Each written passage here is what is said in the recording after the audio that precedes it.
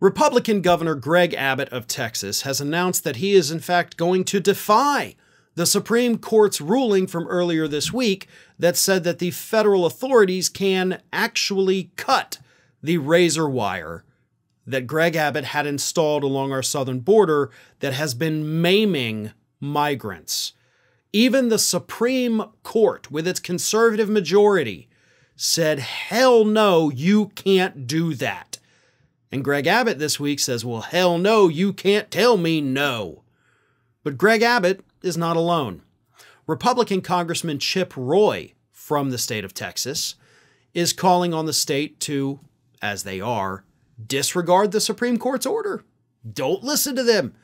Keep installing more razor wire. And in fact, Chip Roy has suggested that he may use his position in the House to cause a government shutdown because he's pissed off at the Supreme Court, which a shutdown's probably not going to affect the Supreme Court. So you're taking out your revenge on the wrong people, Chip Roy, but you're a moron, so, that's what you do. But it gets even worse than that, because ever since this ruling was handed down on Monday, you have had conservatives all over the country on social media now calling for a civil war. One of them specifically said, my thoughts are that the feds are staging a civil war and Texas should stand their ground.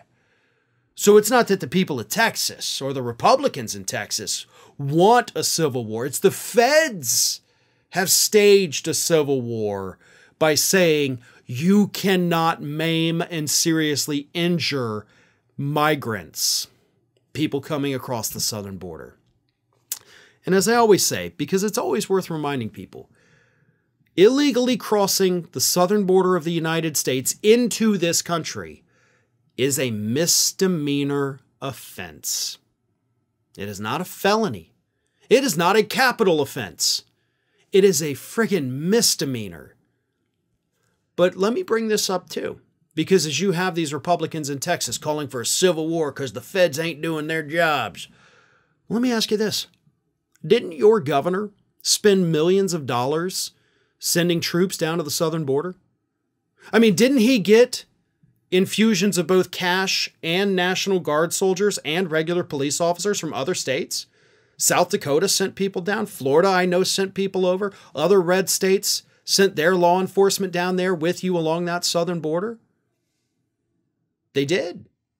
So if you're mad that people are still coming across, that the Fed is literally, allegedly not doing their job, shouldn't your anger be directed at your own state and at these other red states too? Because clearly they're not doing their job, right? I mean, that's who was sent down there literally for this reason. Your state did it and they're not doing it. So why are you mad at the feds when they're actually doing their job, by the way? The feds are monitoring the border. They are apprehending people at a record rate. They're deporting people at a record rate. They are seizing more drugs and more terrorists at the border than ever before, seizing them so they're not getting into the country. So your quarrel is not with the federal government. Your quarrel is with what your governor did and failed to do properly.